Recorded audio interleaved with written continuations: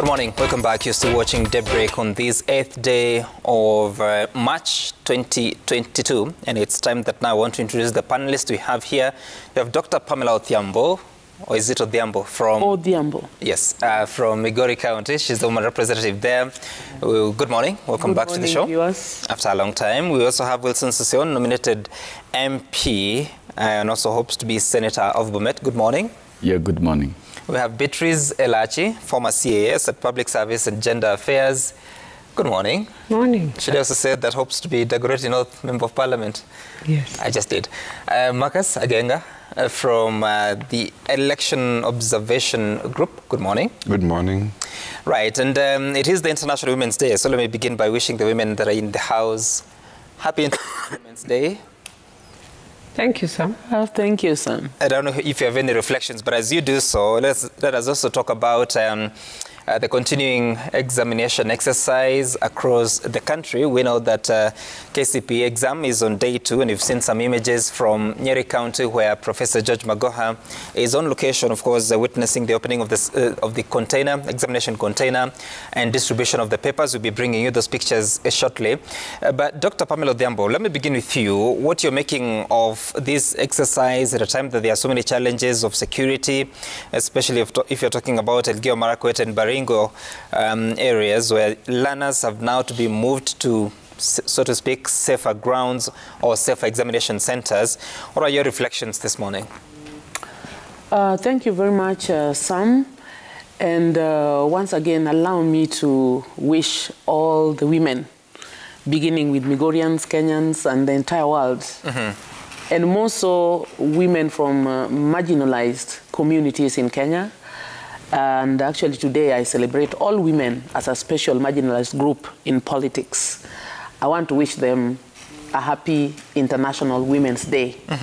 Having said that, the exercise of doing exams is something that we have gone through over and over again over the years. And it is unfortunate that at this time, critical time in the lives of our young ones, then they are experiencing any sort of disturbances.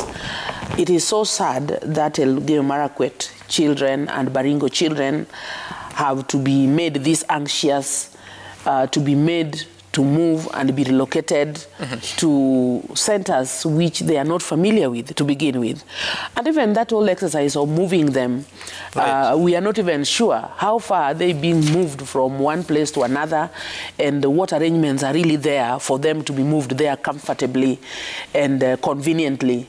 And all this would finally contribute very negatively to possibly their performance, because when somebody does an exam when they are anxious, that anxiety alone make them not think straight. It may make them not even finish their papers. It will cause a lot of confusion in their minds.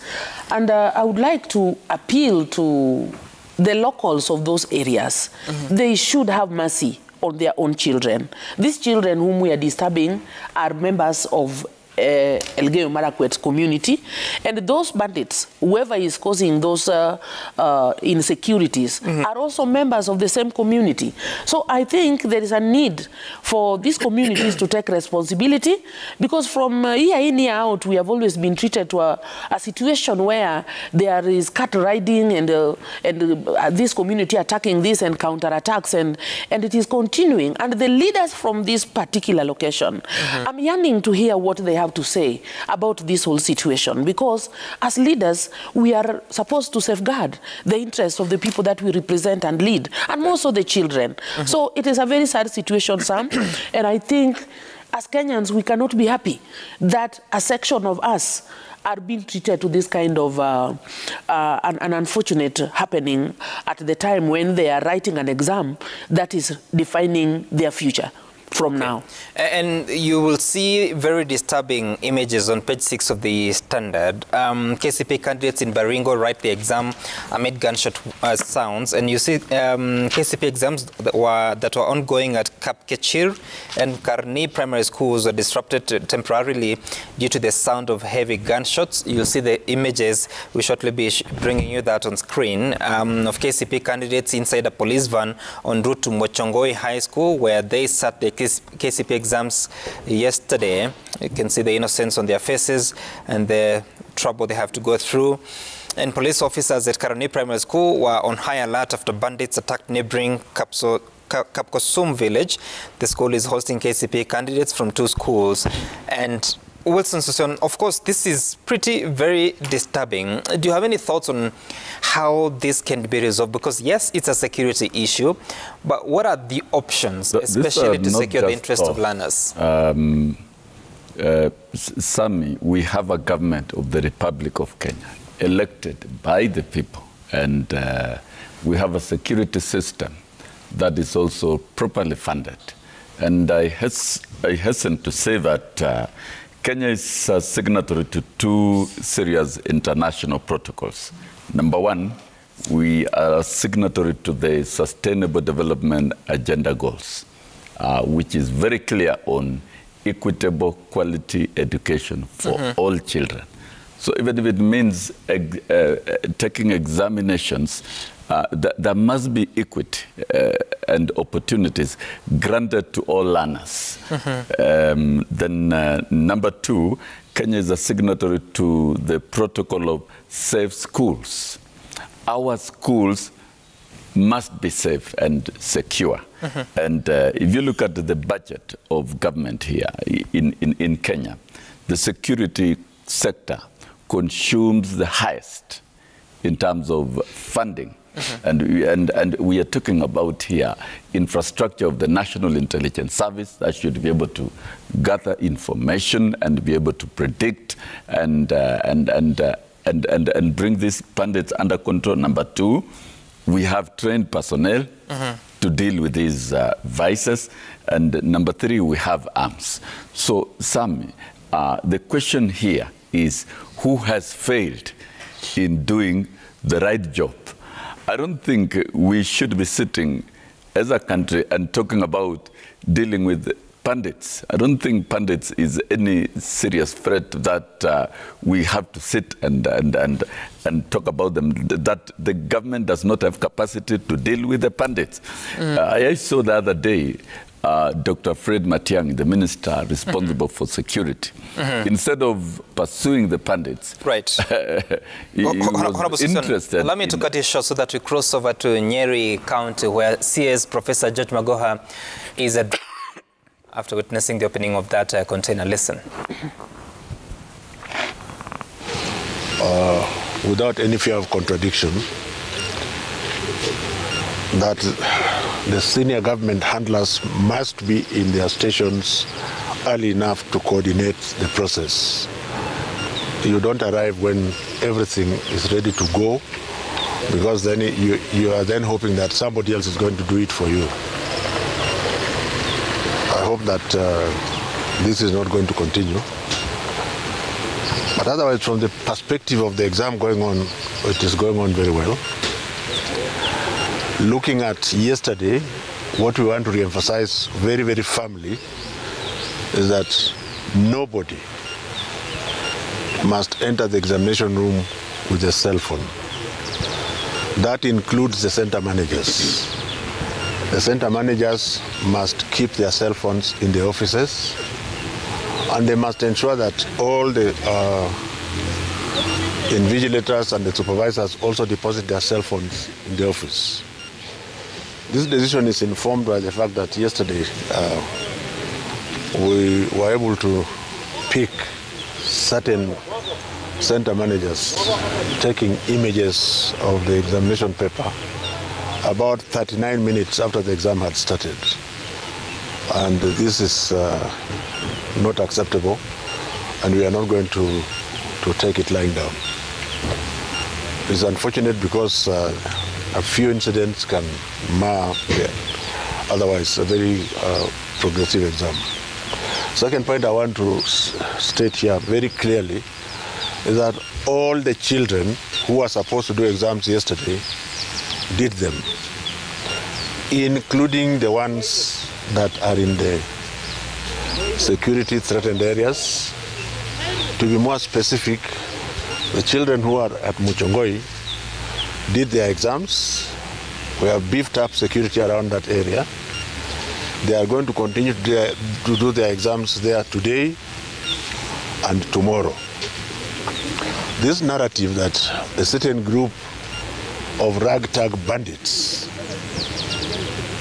are ahead of our security forces must actually stop. There were gunshots about 3-4 kilometers away while the children were doing their exams. I don't see why everybody is talking about it as if the children were actually attacked. Our children are safe. They have got places where they are sleeping. They are going to be provided with food to eat, and they will complete their exams tomorrow without prejudice. And shame on those local bandits, the so-called local bandits. Shame on them. The life of our children is not equal to the life of cattle. I think it's only somebody who has no brain that should think that a cattle, a cow, or a goat is more important than our children. I want to urge all stakeholders that are taking part in this exercise that from the perspective of the government that is in power today, this is the 6th examination, and we must deliver, and we shall deliver.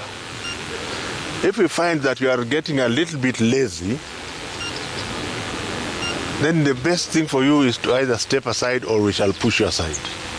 But nobody is going to drag us into the other issues that are happening in the country. We have a job to do.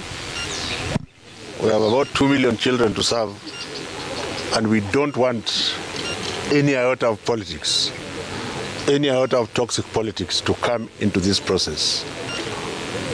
I hope that that is very well taken, so that tomorrow, wherever I will be, I don't have to come there and wait for some officers who are supposed to be actually the field marshals in those areas to come. It is not acceptable, and we shall not take it. Unless you have any question, that's all I have to say this morning. All right. Maybe has today's incident, the timing incident, will it affect the delivery of examination to the centers? No, it will not affect. You know, originally we had thought 6 o'clock was good, but we found people are having the exams for a very long time in the schools. So we adjusted to 6:30. But before 6:30, there are many things that we are supposed to discuss. So you don't want a field marshal who comes at 6:30. A field marshal should be here about 15 minutes ahead of 6:30. So it will not affect at all, because this is Nyeri Central, and I hope nobody is going away with exams yet. They should all live together. I hope, can you tell the commander that they should all live together? The examination is at 8:30, isn't it? This is 7. So I hope that the long and short of it is that it will not affect. But we have to discipline ourselves to be sure that we are here early enough in case of any eventualities. You mentioned an incident where exam material made its way through the phone. Has action been taken against the exam center? A very firm action has been taken. Like I've told you, I can't tell you everything, because even those crooks are listening. Are we together? I can't tell you everything. But we have identified the people by name and where they come from and the location that they were in. So action is going to be taken, and very firmly. And like I've said today, I'm warning again in public. So there should be nobody with an excuse to have a phone. Whether you're in Wajir or where, there must be no phone in an examination hall, because they misuse it. Asante sana. Asante. Wacha niulize huyu alikuwa anaenda wapi? Mrembo ulikuwa anaenda wapi? Oh, okay. All right. Cabinet Secretary Professor George Magoha speaking right there in Nyeri County. Allow me to cross to Honorable Beatrice Elachi. Your reflections at such a time of what's going on, especially with the mood that is being witnessed in areas like Baringo. Because yes, he says that the children have not been attacked. But I would imagine that that environment is not the best to be sitting an exam. Thank you, Sam. And just to, first of all, wish all our children success in their exams and happy International Women's Day as we head to Samburu. But then I want to agree, yes, with Mwalimu, but also to say, surely 50 years, Sam. In this country, 50 years, the leaders of Baringo want to tell me we don't know our locals who steal cows, want to tell me they are Ugandans. I mean, it's very painful that within us, ourselves as Kenyans, we will harass our children like this because you don't tell me these are Ugandans. And if they're Ugandans, why are we even entertaining them? Yes, we have security. Yes, you have the resources. Do you want to tell me we have to now that community policing that we used to have, where I know my neighbor, you know my neighbor? You want to tell me when is it the Pokots, the Turukanas? Because they are nothing called bandits. These are people, Kenyans, either Pokots, Marakwets, Tugans, whatever. These four. And maybe Samburus. Now tell us, this among this community, who is this that comes and decides today, Baringo, people will not sit, people will not sleep in their homes. Yeah, we are the same people. And it means the leaders themselves also, honestly. Yeah, you can't tell me you went to school, you're in parliament, and you don't want another child to go to school. You don't want to tell me you will want to always harass your community for them to feel you are the small god there who they can come and now run to, or we are in this trouble. Because this is the challenge. I mean, if I'm and I'm sorry to say that, but I'll say it this morning. If I was the internal security person, I will sleep in this Baringo for 3 days. My friend, this will end. It is wrong. I will not send, I will go myself and see who are the bandits. Are you bandits coming from hell to earth? Or are you Kenyans? Are you Ugandans? You want to tell me the cow can walk so fast than a human being in these places? You know, it's not really making sense that cows can pass, but human beings are not seen. And then you have helicopters. I've seen, my CS Matiang'i has given helicopters. What are the helicopters doing? Dealing with cows or with these people? Because sometimes you have to be a bit ruthless when people decide they want to be ruthless. Be ruthless. Yes, the leaders will come out. When the leaders come out and complaining, they know they are part of the problem. They are part of the problem because if you want the issue to be resolved, even you as the leader, you'll be pleading, can we come once and for all to stop this menace and take these young people to school? Yes, and the communities that are there, oh no, you cannot be telling us anymore. Let's not call them bandits. Let's call them the locals within who have decided stealing cows is their livelihood. Yeah, and then the security should tell us cows go faster. But people cannot go through this place where the cow is moving. You know, Honorable Elachi, and it's not a horse, it's a cow. Honorable Elachi, I just learned that this morning you're a security expert by training, right? Yes? Yes. So I'll be a bit ruthless, but forgive me. I am not being ruthless. I'm just asking myself, Father in heaven, for 50 years, we have talked about people stealing cows. We have called them, in the English word, bandits. Okay. Which is not bandits. It's a local who have decided, today I will walk in this. Then if I am the security person there, see, Community X, you have taken the cows. I will come to Community X, comb all the cows I have, bring them somewhere and tell them, when you bring the cows of Community X, Y of this side, I'll return your cows. And give me a month and tell me if we won't stop the menace. They are armed, dangerous. Oh, armed. Then we have vifarus and everything in this country. So they are armed. You've allowed, they are armed. And when you go to remove the arms, some start saying we protect ourselves with the arms, we do this with the arms. They still negotiate with government, isn't it?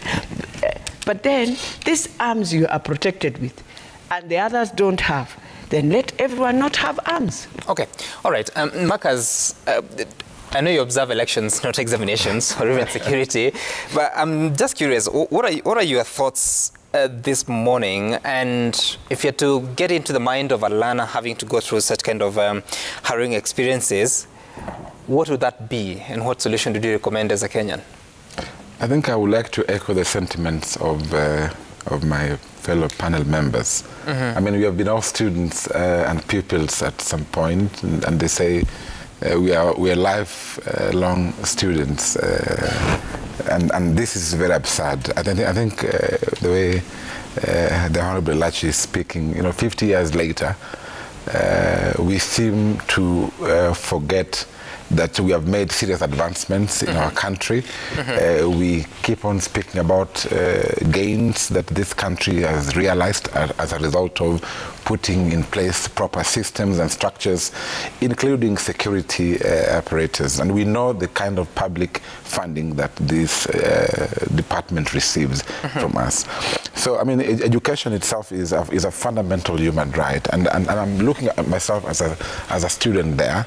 I've been preparing and waiting all my life for this particular event. I've been studying, my parents have been telling me, you must study very hard. These exams will define your future. I see myself moving from one step to the next step, and then some local thief with no direction is allowed to come and disturb that peace. So psychologically, I'm also disturbed, because also exams they have a psychological component to them. Right. So when there is no peace of mind, already there is stress to study because of the pressure to pass an exam, but also the pressure that comes with the result that you don't know the next gunshot you will hear. Sure. You don't know who will come and eject you out of a classroom. You see police officers walking around, you see all these fellows with guns all over your place, you get disturbed, you get demoralized. Everything that you had learned somehow disappears because of such kind of scenarios. So I think we need to move with speed, in my view, and I think this country can do better than it's doing currently in these areas. Okay. Some are spoken, like you can see in Baringo, others are not spoken about, and I think we need to take exams the way, if this were happening in an election setup, believe me, this couldn't be the case.